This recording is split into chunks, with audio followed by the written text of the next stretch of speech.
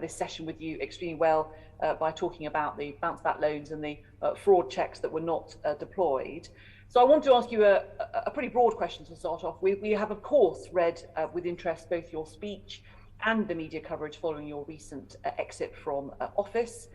So could you just explain in your own words why you resigned your post as Minister for Efficiency and Transformation in January of this year?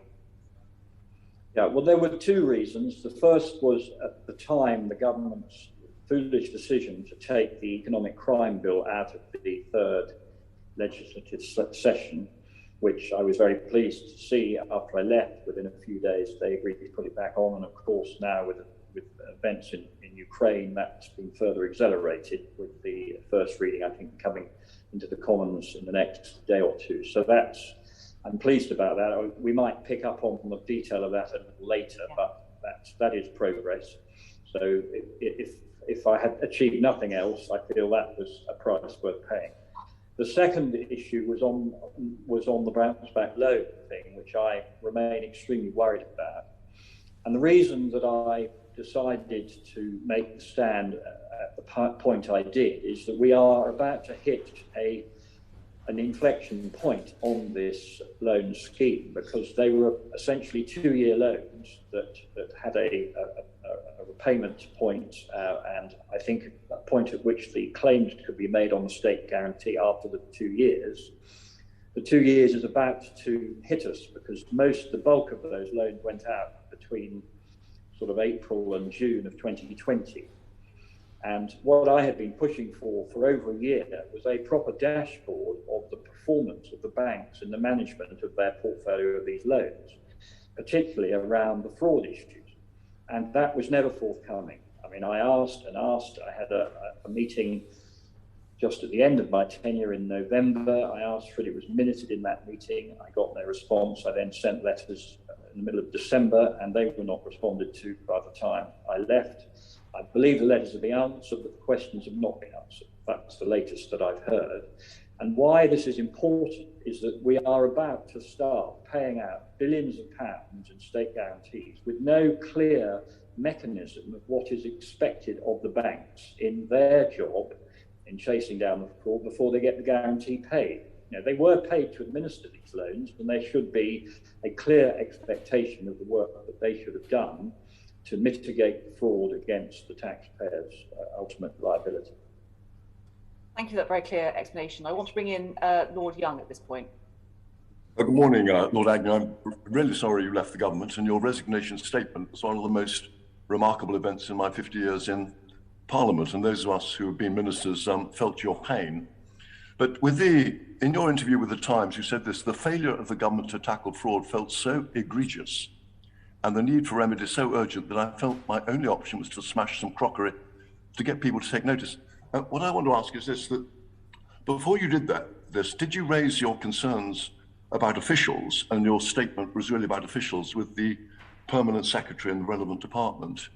And did you raise your concerns before resigning with the ministers you reported to, the Chancellor, the Chief Secretary, the Chancellor of the Duchy, in order to try and get them to mobilise the change in the government response to fraud, which you felt was necessary, before, in your own words, you gave up your career? Well, I think that there's several bits to that. The first thing is that I certainly raised it very regularly with the Perm Sec in the Cabinet Office, Alex Chisholm, who I had a very good relationship with, and he was very concerned about it. So it was very much on his radar. I didn't raise it directly with the Perm Sec in the Treasury, and with hindsight, that was a mistake. I was dealing at DG level, Director General level in the Treasury, and I was assured that the matter was being dealt with seriously, but I think that I was being told that things weren't happening. So it was a mistake on my part not to have escalated it to Tom Scholar, and certainly that's what I will be encouraging all of the select committees that are investigating that to do, because ultimately all the roads lead to him on this issue, in my opinion. In terms of your second question about ministers, I absolutely expressed my frustration to ministers. I didn't do this sort of histrionic thing and say, look, if you don't do something on this, I'm going to resign. That's just not my style. I also didn't think it was fair to talk to ministers when I'd made the decision that I was going to resign, because that would have put them in an impossible position. So that's probably down to my own personality. Perhaps it might have changed things if I tried to do it from the inside, but I wasn't getting traction in the Treasury. And I don't, I mean, I counted the number of subs that I initiated on fraud in my 2 years, and I'm talking about 30 or 40 at least, where I was trying to generate more interest and concern in this area. So they didn't know you were going to resign? No, Okay. Nobody knew. I didn't think, no politician knew that I was going to resign until I stood up that day. Okay. Moving on, later on you said, this is in your statement, I am the Minister for Counter Fraud, and it would have been dishonest to stay in the role if you couldn't do it properly. Now, after you left, I don't think you were replaced. So were your responsibilities in this area simply transferred to another minister or ministers who were already, presumably, pretty busy?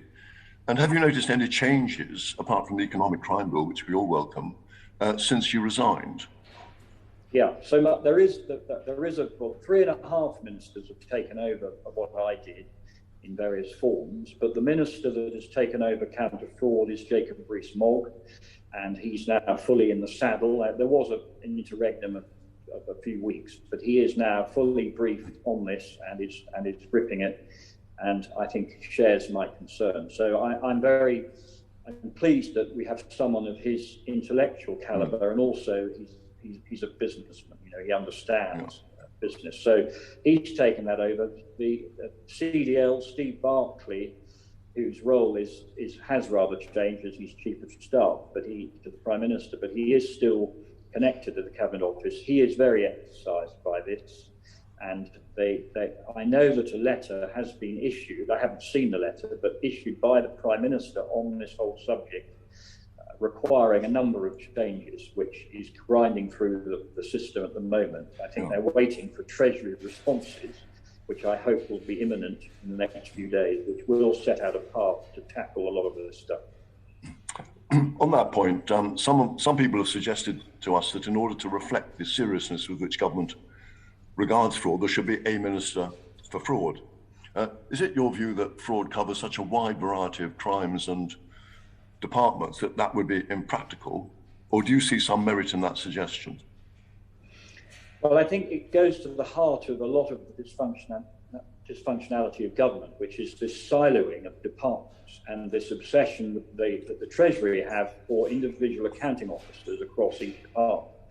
So that makes it easy and tidy for the Treasury, because they hold to account 25 accounting officers, and the money all sits in their silos. But what it costs to us as citizens is that there is painfully little join-up of departments to collaborate on issues that are complex, such as this. I mean, it applies on things like adult social care, homelessness. There's a whole range of interventions today that government needs to make to improve citizens' lives, where it doesn't sit tidily in one department. Fraud is one of those examples. So I was the counter fraud minister over the function that manages counter fraud in government. But that made me a sort of, I would say, a junior artillery officer in a division. It didn't give me the clout to bring down the artillery in certain places if it was needed. So I do think there should be a more high-profile minister in government, but also there needs to be a much more convening counter-fraud department, not a unit, call it what you want, but something that can hold all the different bits of government to account on fraud, which does not happen at the moment. Thank you very much, Lord Agnew. Nikki, back to you. Thank you very much indeed. I want to bring in Baroness Bowles, please. Yes, thank you very much. Welcome, Lord Agnew. In the House, you said that neither the Treasury nor BEIS understood the complete disjunction between the scale of criminality and enforcement capability. And could you elaborate a little bit further on what's causing that disjunction? And moving on from that, also what incentives can be brought to bear to encourage even within the silos, things to be taken more seriously. Yeah, well, I think if we look at, again, just focusing on the bounce back loans for a moment, because that's the area that I focused on, there's been 3 layers of failure in the governance of that intervention. So firstly, at the British Business Bank level, there has been a complete failure by the board to grip this process. So there are, I think from memory, 7 tier 1 banks that sit in the bounce back loan system who are the main issuers of the loan. They have no data on the performance of those banks. There is no dashboard that shows what is happening. It just doesn't exist. I was asking for a year. It still doesn't exist as of today, as far as I'm aware. Obviously, I'm slightly out of date now because I'm not in government. But if you get an unequivocal statement that it exists, then I would just urge you to actually get to see it, because words are cheap, as I've learned. So that's the first level of failure. The second level is BEIS itself, who have not demanded of the British Business Bank that kind of data for this huge scheme, £47 billion. It's a very large scheme. And partly the problem is BEIS just has no expertise in how to run a bank. As I've only recently discovered, the British Business Bank is not properly regulated like every other bank in the country by a combination of the PRA and the FCA. It is regulated by BEIS. BEIS have no expertise. So given the weakness of BEIS, you then have the failure of Treasury to see these weaknesses and intervene on their own account. Now, this is a Treasury scheme, and therefore, if they see it's a system failing further down the line, they should move far more quickly to put in place the protections that were needed. So in February of last year, the Treasury announced a large amount of money and resource to go to HMRC to combat furlough fraud, but they did nothing to beef up the fraud resources in either the BEIS or the British Business Bank. So just to give you an example, at the moment there is a data analytics program that has a budget that runs out at the end of March in the British Business Bank. There is no continuation budget to keep that running at the end of March. And there is no commitment by either BEIS or the British Business Bank to find the money to do it. And I'm talking single-digit millions. I mean, we're talking small sums against the potential losses to fraud. Thank you very much. And so, I mean, you tended to say that there wasn't very much by way of data, but there was previously a data analytics budget. So, I mean, is it being discontinued possibly because it wasn't working? No, I think it's being discontinued because they don't understand how important it is. Because, for example, in the early dip test of this data analysis, when I was still there, I think they identified in the first sample they did 35,000 loans that were high risk of fraud. But as far as I'm aware, they've done nothing about further analysis of what went wrong with those 35,000 loans of potential fraud and what they're doing to get the money back. Now that's only the tip of the iceberg, but you know, that and the analytics program needs to carry on across the whole book, and I fear that 35,000 will be much higher.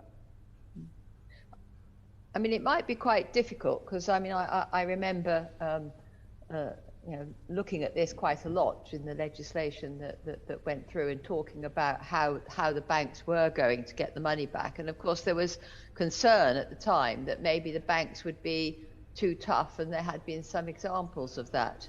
But promises were made that they didn't have to do checks. I mean, was that an absolute you don't have to check anything statement by government at the time? And how can you row back a little bit from that to tell the banks? I mean, I suppose they were always told that they had to make efforts to recoup money. Yeah, well, I think I'd just give you a very simple analogy on this, because this is the excuse being used by all of these people in this particular car crash. So if I find you lying on the side of the road having had a heart attack, and I summon an ambulance and I put you in the ambulance and I say to the driver, get Baroness Bowles to the hospital very, very quickly, I then don't expect the driver to drive through a bus stop and kill all the pedestrians on the way to the hospital. I expect him to drive, or her to drive, fast and efficiently, and to get you there as quickly as possible. The same applied to getting this money out of the door. Yes, the imperative was to get it out quickly, but there were any number of very simple checks that could have been done that would have caught a lot of fraud. But again, I don't even want to go back and try and be Captain Hindsight here and say if things had happened differently 2 years ago, everyone would be happy today. But there are still bits of data which would help us tackle this what I think is a complete pandemic of fraud, to forgive the pun.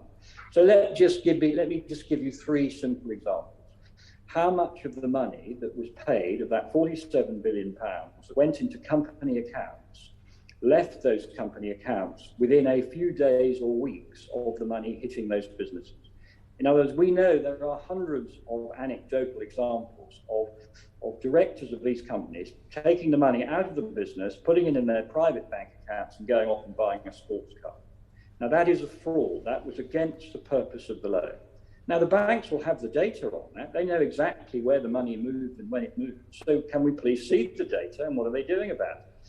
The same applied to money that left the country. How much of that 47 billion hit the British banking system and then left overseas within X weeks and months?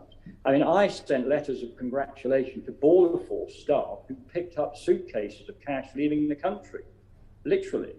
So, you know, the banks could do far more on that. And then the most important point of all, which is why I believe the banks have a strong moral obligation. And again, I'd like to see the data on this. How much of that 47 billion went direct to the banks to pay off their own loans? So think of yourself. Maybe you have a small chain of cafes in Lincoln, and you get your £50,000 loan to your business, and your bank manager, ring you up the next day, and I say, Baroness Wells, I see you've had your bounce back loan. Why don't you just pay off our overdraft and pay off that lease on that new kitchen you just put in? You know, we'll take 35 grand of that if it's okay with you.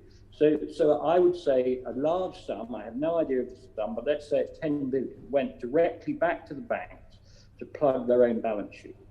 Now, I'd like to know how much that is. I've asked the sum, nobody's ever been able to give me the sum of money, but that is a direct bung to the banks. They are now paying out huge dividends, and they have benefited. So I believe they have an absolute obligation to help us in chasing down this fraud, and that the expectation should be set far higher. I think it's quite interesting if you think banks may have put pressure on getting bounce back loan money back into their accounts. Do you think something like legislation that meant there was a failure to prevent fraud would have captured that activity more easily than it might be captured now? Well, of course, if they had thought a little bit more carefully about this at the time. But as I say, I'm not someone who wants to kind of try and reinvent a wheel which has rolled already down the hill. But I mean, the counter-fraud function in the Cabinet Office was never consulted by Treasury in the establishment of the mechanisms for these loans. They should have been. It is a total failure, in my view, of the Treasury team that put this together. Why didn't they talk to the experts who've lived and breathed this stuff for years? They didn't do it. If they had done it, they would have seen that they could have put in some very simple changes, which would have not have delayed the money going out by maybe a day or two at the most. But they didn't do it. And the Treasury have repeated this mistake on at least two other occasions. They did another £1 billion worth of grants to local authorities in December, where again, it was announced publicly before they had consulted counter-fraud on how the mechanism should work. So this is a structural problem in the Treasury, in my view. Thank you. Thank you. We're going to move on. Lord Fox. Thank you, and good morning, Lord Agnew. In your resignation speech, you talked about the schoolboy errors that were made relating to companies being allowed to receive bounce-back loans that weren't actually trading before the pandemic. And presumably a part of the problem is the ease at which it is to set up a company and the lack of verification of the details that goes into that process. Obviously, we've now seen the white paper on the reform of Companies House, which has just been issued. Sort of two questions. Why do you think it's taking the government so long to reform Companies House and fix these problems, which seem actually relatively straightforward? And secondly, looking at the white paper, are there anything you want to comment on there, any gaps that you see in terms of the reform of Companies House? Yeah, I mean, in terms of your first question, I think it's a mixture of naivety, complacency, ignorance and stupidity. I mean, I genuinely cannot offer you any logical explanation for why it's taken 4 or 5 years to move on something that was committed to back then. So I don't understand it. I mean, there is a very weak argument that's put forward which says, oh, we don't want to put more burdens on business, on new business creation, it's not right. But if we just take, I think, a very important omission in this first phase bill, which is that they're not imposing a requirement on Companies House to follow the same anti-money laundering rules that the company formation agents themselves have to follow. So there is a thing called the 5th Anti-Money Laundering Directive, which requires a formation agent to run a check on anyone who is applying to them to set up a company. It's very light touch. It's not very expensive. I mean, it's a few pounds, I think, to do it. But for some weird reason, Companies House doesn't have to do the same thing. And it's inexplicable to me. And just to give you an idea of the impact of this, in November of last year, there was around 65,000 companies were created in Britain in that month. And the split was about 35,000 companies created by formation agents and about 30,000 by Companies House themselves. Those 30,000 went through without any anti-money laundering checks. It is absolutely bonkers. So I will be pushing for an amendment, at least to put that into this economic crime bill coming through in the next few days. Because again, Companies House are ready to do it. They've even been given budget in the 21 SR to give them the funding to make whatever changes are necessary to their computer systems and so on. They're ready to roll. So that would be my first, really, my real plea to get the traction on that. And the other thing is that they're talking about nominee directors for those people who want some sort of anonymity. And that is a huge open goal for more opportunity for obfuscation. So they need to put some pretty strong obligations around those nominees that they will be, if they're going to stand as a nominee for a crook, then they are going to have to take the responsibility for that crook's behavior. And so otherwise it will be pointless. Thank you. It seems to me there's two, when I look at the white paper, one of the things they're providing to Companies House is an ability to query information, but not an obligation to verify information. And I wondered if you had any thoughts about that. And secondly, it doesn't take us any further beyond the sort of first level of ownership. So whilst you have to identify the shareholders, it doesn't mean you then have to identify the ultimate beneficial owner. Those were two things I picked up. I just wondered if you had any thoughts. No, I think you're right. And I think part of the problem is that at the moment, and I may have got the numbers wrong, but I think Companies House charge a trivial sum like £12 to set up a company with them. Therefore, they don't have any resources to do any of the things that you've just suggested in the first part of your question. But if you took that £12 up to 18 or £20, you would create a revenue base which does not impede on the creation of a new business, but that would give them some firepower to be far more intrusive wherever they find bad practice going on. I mean, one thing I managed to push out across quite a lot of government, particularly grants with local authorities, was a thing called Contexta, I think it's called, which is it's a very simple software system which allows you to see connected parties. So you put in my name and it will show you all the companies I've been involved in over my career, any other judgments against Companies House. It's a very simple piece of software and it's not expensive. And so if you just gave Companies House that few extra pounds per search or per setup, they would have the resources to do these things. And in terms of your second question, you're right. If all we're doing is burying the bad players further away from the coalface, then we're not going to solve the problem. So I would agree with you. They need to be much more intrusive about that. I mean, let's be honest about this. Who are these people who need all this secrecy? I mean, what kind of person who is not a crook needs secrecy? That's just where I would start the argument. Now, there will be some people, of course there will be, but they should be a minuscule proportion of the overall landscape. Thank you.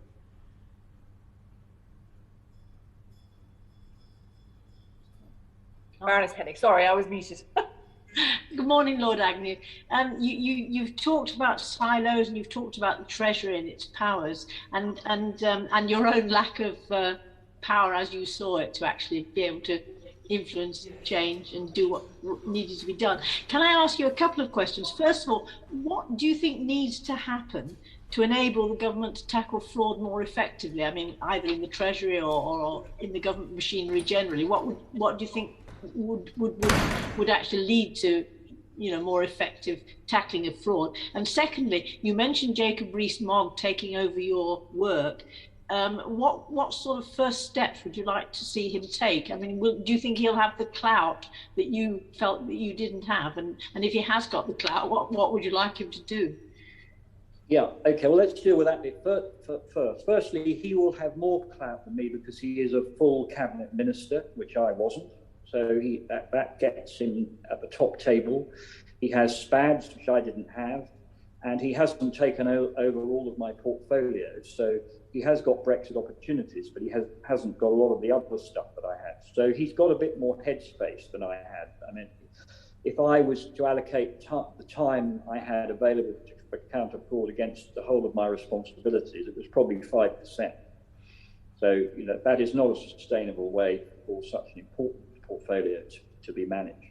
So that's the first thing. The second thing is that what we must have is an overall counter fraud oversight body or board, but not, it has to have some teeth. It has to have a requirement to report to Parliament once a year and to be able to call out the bad actors in government. At the moment, we have a situation where the Treasury are trying to subsume the counter fraud unit back into the Treasury as part of the finance function. That will just smother it and silence it. The Treasury, reasons which are inexplicable to me, don't want to see a loud voice on counter fraud in government, and I don't understand why. But their mission is to try and shut down the discussion on this, which I completely disagree with. So this needs to be, and it doesn't have to be, it's not another quango with spending lots of money. If it couldn't return £5 for every pound it cost annually, then it should be shut down. Now, I think it would recover a multiple of that. But we don't want to overpromise and underdeliver. A very small budget, a few £1 million a year, maybe 20 million. And if it didn't bring in 100 million, then fair enough. But I know it would if it was managed properly. And can I just ask about this oversight board? Would it be government departments, or would it be public, private, spanning the sector as a whole? I think it needs to span the whole sector, because of course we have a terrible problem of fraud in the private sector. I mean, we know that something like 35% of all crime is fraud related. So, and of course, if someone who's committing a fraud against an individual, you can be damn sure they're having to go at the government as well. So, and this is back to this siloing problem, that you've got little bits and pieces all struggling away around the system, but it's not properly joined up, and they're not getting the support. So, I mean, you've got the NCA doing bits, you've got Action Fraud trying to do stuff. There's people everywhere. The money is just atomized. But if there was an oversight board, I mean, call it what you want, but with some proper teeth. I mean, this is what the United States have done. They have created something called a director. I think he or she's called an Inspector General of Fraud, with a remit to report to Congress annually. And that's important, because that was the opportunity then to call out the bad behaviour. So the example I was giving you earlier about the failure of the British Business Bank, BEIS and Treasury, Nobody is aware of this, but if we had this oversight organisation, that would be the opportunity to call these people to account. Thank you. I think it's 42% of crime is now related to fraud, so it's on the increase even more. Viscount Colville. Hello, good morning, Lord Agnew. I just looking at the economic crime bill. You've already been asked some questions, but I'd like to look at a specific area when we're talking about beneficial owners. So much, particularly when it comes to the Russians, we keep hearing about the crown dependencies and overseas territories. Do you think more can be done to speed up the creation of registers in those territories to expose who the beneficial owners are for so many of these companies that are being set up? And then a totally separate question, on the white paper, you've already talked about Companies House following the 5th anti-money laundering directive. But do you think that more emphasis should be put on Companies House playing an active role in cracking down on fraud and working with the enforcement agencies to do that? Sorry, they are two very separate questions, but I'd appreciate your view.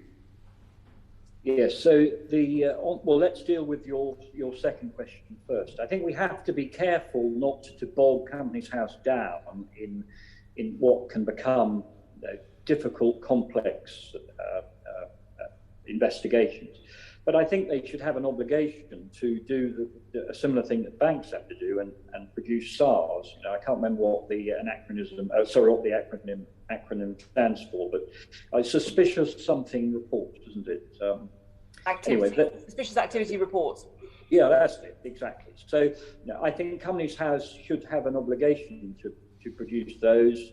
I think it should have some sort of flagging system where it can block the creation of companies. I mean, I was sent an example, for example, by somebody where they, as the formation agent, blocked a couple of individuals from forming a company because they had seen through their anti-money laundering check that they were bad actors. And all that happened was these individuals went down the road, direct to Companies House, and created a company a week later, and then put an adverse Trustpilot report on the firm that blocked them. I mean, you couldn't make it up.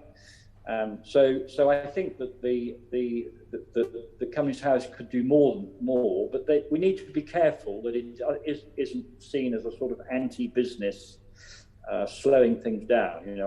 I suspect the percentages of bad actors will be in the single digits, and so we mustn't let that derail those people who genuinely want to move quickly to set up new businesses, and it's getting the balance.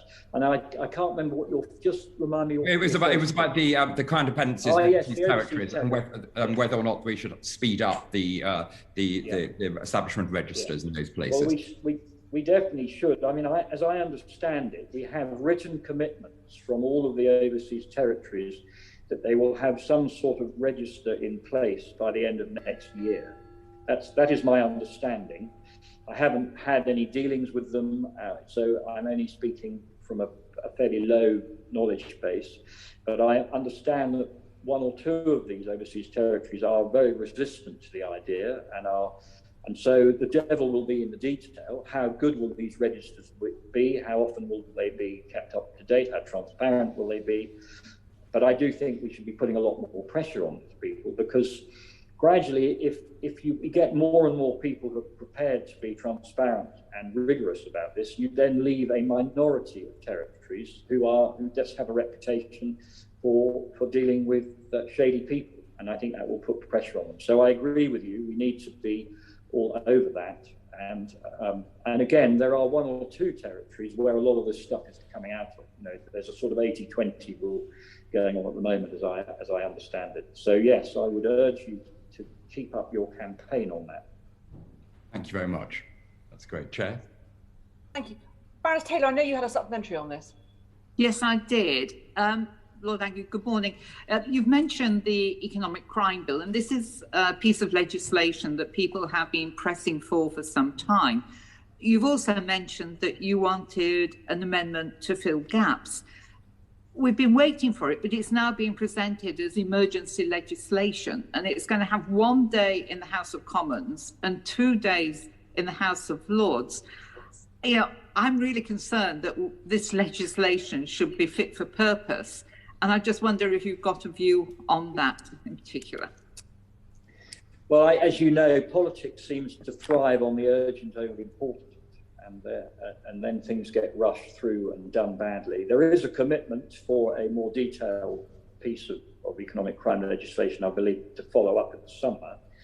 And indeed, I gather there is a move in the Commons that they change the name of this thing because of this emergency economic crime bill, because really it isn't a fully fledged economic crime bill.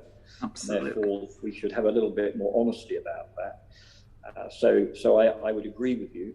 I mean, there are more technical changes I would like to see, but given the speed at which they want to do it, I didn't want to be difficult. I do think my suggestion about the fifth anti-money laundering directive being applicable to Companies House is such an easy thing for them to do. You know, it's a couple of sentences in the bill. It's nothing that is new to anybody. I mean, there are some other things. For example, there are quite a lot of properties that are owned in obscure structures that were created before the 20-year rule.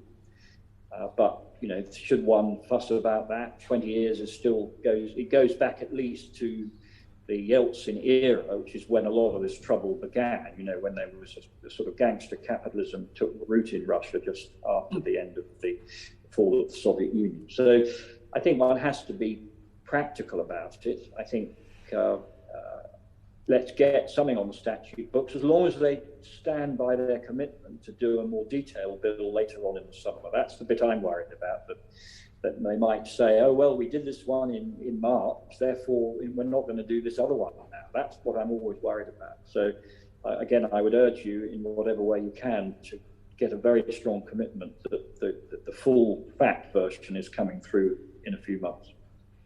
Thank you. Lord Brown. Thank you, Chair. Good morning, Lord Agnew. Thank you for your evidence. This is, I think, a broader question than the questions that we've been asking you up until now. But so, alongside banks and Companies House, you know, what other agents do you think should take more responsibility for fraud facilitated through their organisations? I mean, I'm thinking, for example, of social media platforms, but I'm also thinking of, you know, telecoms businesses and online tech platforms who are doing something, but maybe should be doing more. Well, it is a huge question, isn't it? If you think about, particularly to Baroness Morgan's point on that 40% of crime fraud related, and where that is flowing through the system. So if you go onto Google or something, how easy is it for you to be scammed because Google are not doing more? So I would agree with you that any of these platforms that are getting commercial advantage from bad actors advertising in a dishonest way, I think there should be more obligation on them to report bad behaviour and to use what I would call reasonable endeavours to shut it down. Now, I can't give you a toolkit on that at the moment because it's not an area that I have given enough thought to, and because it tends to impact more on crime into society rather than into government. But I agree with you. I think that one other small area which is company formation agents. At the moment, a company formation agent anywhere in the world can set up a company in Britain, and they are a totally unknown and unregulated set of organisations. And I think we could do quite a lot more there, again, on an initially relatively light touch basis to ensure that they are reputable organisations. Can I just for a moment just go back to Companies House and ask you a very specific question? I mean, my understanding is that about 500,000 companies are set up in this country every year, and we have 4 million at any given time in existence. Not all trading, of course. I mean, are you aware of how many applications are made to Companies House to set up companies that are actually refused? And in your time as a minister, did Companies House ever come to you or to your knowledge, anybody in government, and say, if we only had more powers, we could do something about this problem that people are identifying?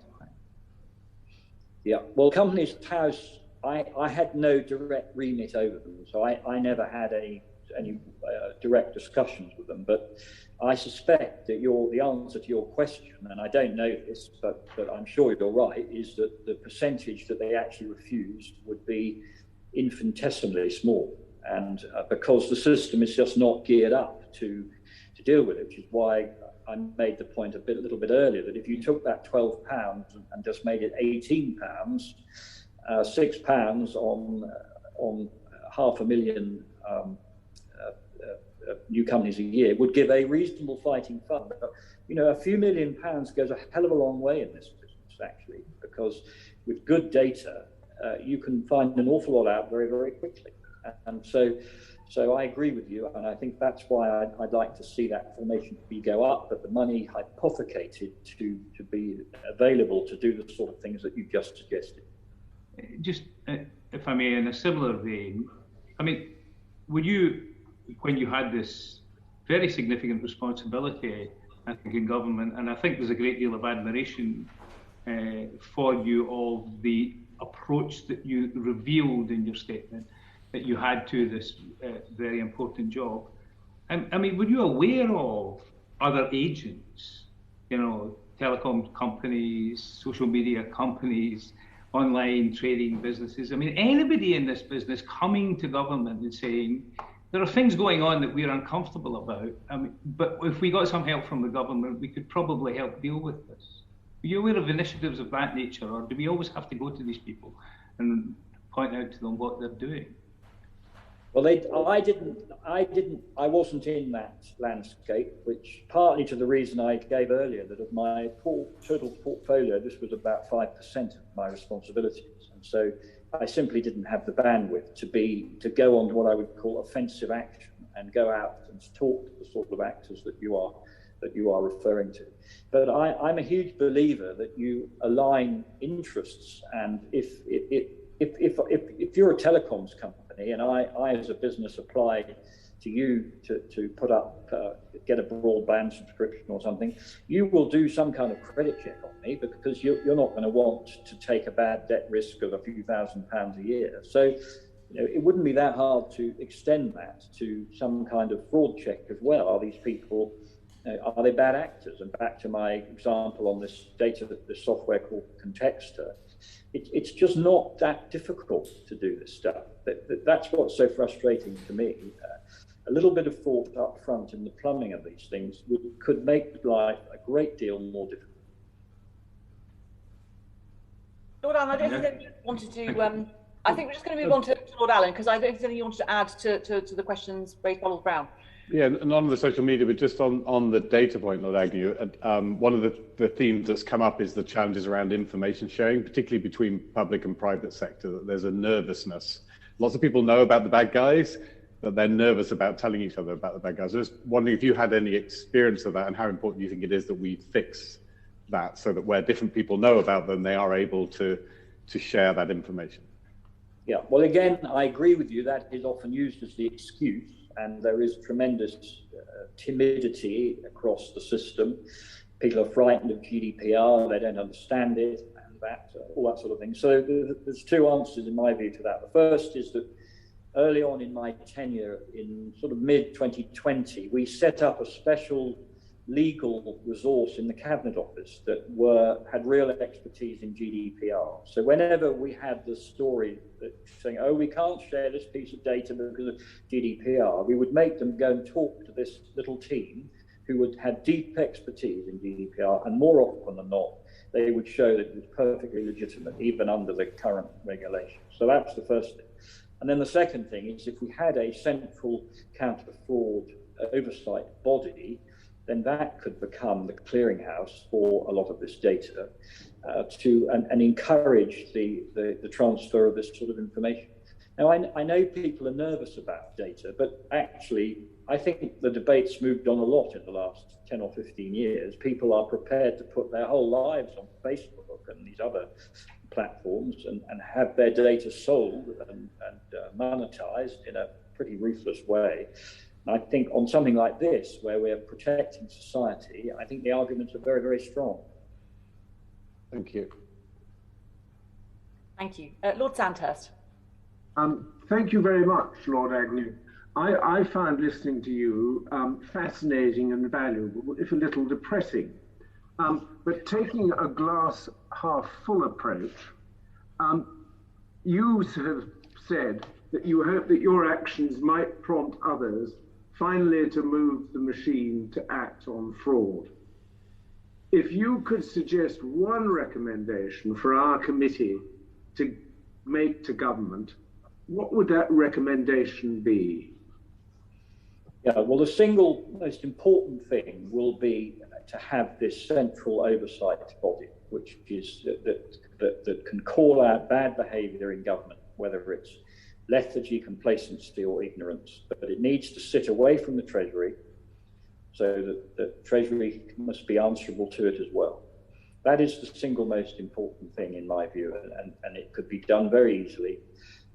There is real push. I mean, the Prime Minister, who I never met as a minister myself, has asked to meet me since I left to discuss this issue. So he gets the importance of this. And so in terms of your glass is half full, I think that it is a good thing that he's now interested.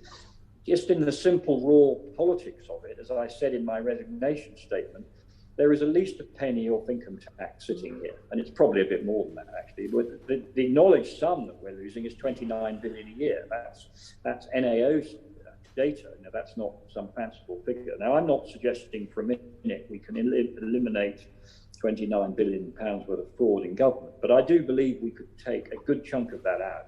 But we've got to start surfacing the areas of weakness in government, and that's not going on enough at the moment. Just as a follow-up, you talked about, in this context, in the US, the Inspector General of Fraud reports annually to Congress.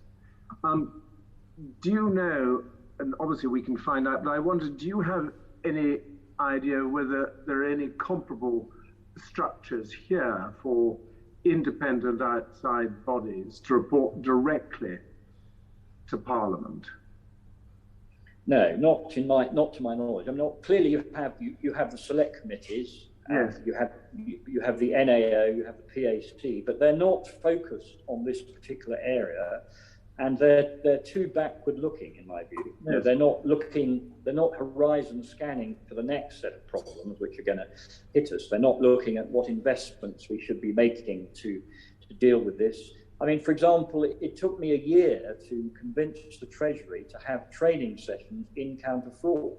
So they have just started, I think, just before I left, we were just starting the first sessions where Treasury officials were being taught about what is fraud in society, what are the counter fraud measures that can be taken, and why is it a danger to society. So that is starting to happen, but you know, that we need to do far more of this.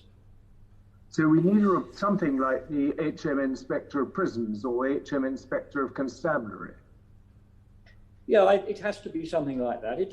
I mean, I'm against new quangos. Don't get me wrong. I was the minister for approving new quangos, and here I am suggesting we have a new quango of some kind. But I would be adamant that it had to earn its keep. If it wasn't showing in a clearly demonstrable way the amount it was saving over and above its own cost each year, then it would be judged to be failing as an entity.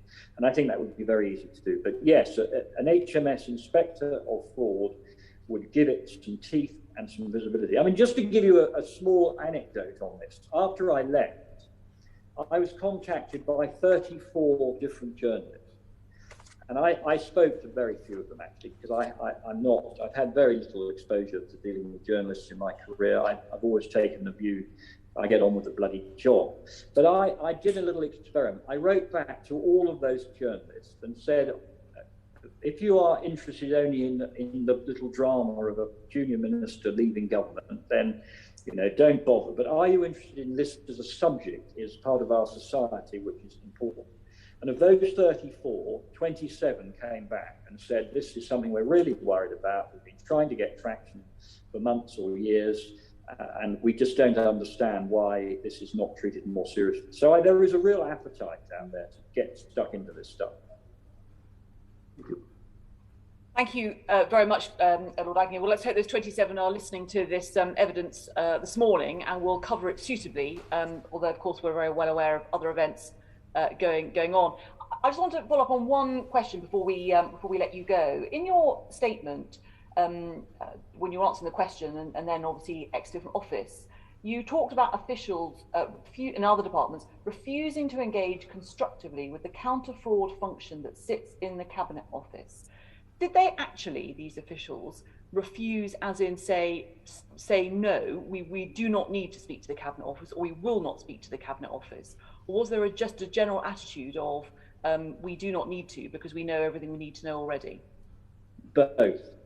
I mean, you've worked as a minister, you know what it's like. When the system doesn't want to do something, it is incredibly clever at not doing it. So, rarely will they say to your face, Minister, you're talking a whole lot of codswallop, we're not going to do it.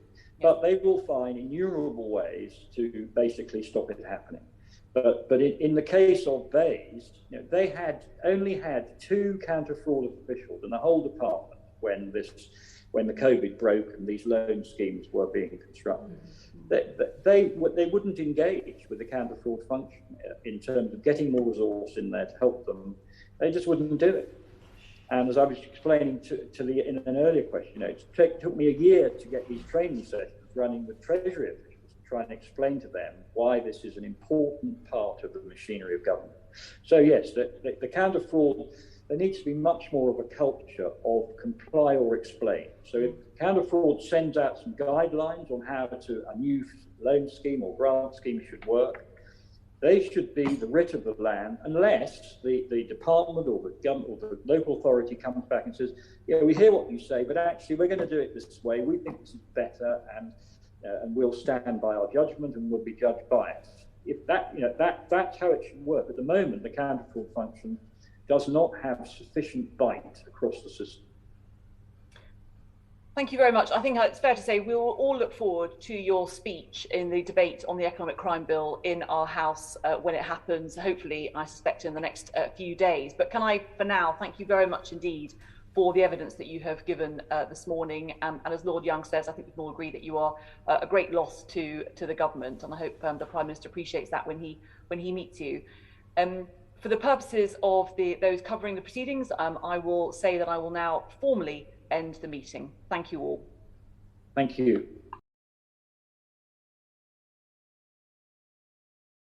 The proceeding has ended.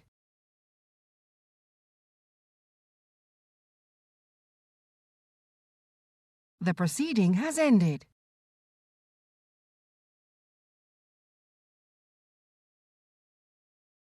The proceeding has ended.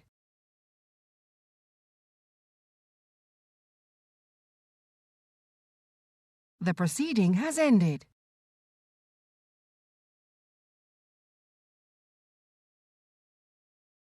The proceeding has ended.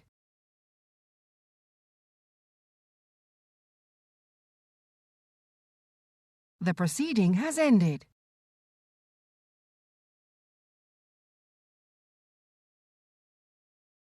The proceeding has ended.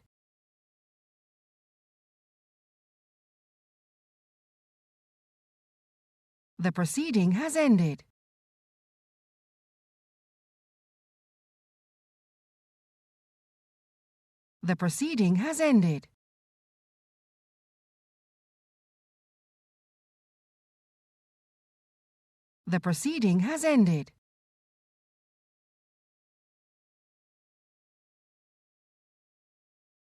The proceeding has ended.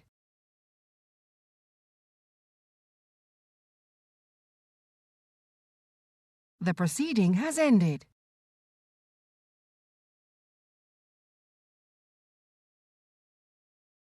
The proceeding has ended.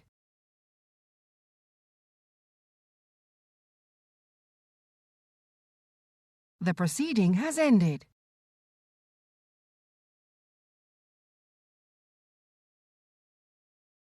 The proceeding has ended.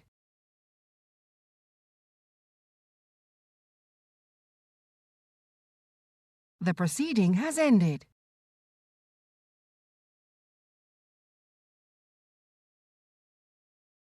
The proceeding has ended.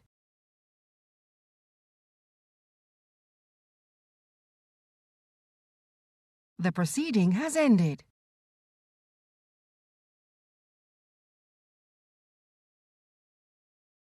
The proceeding has ended.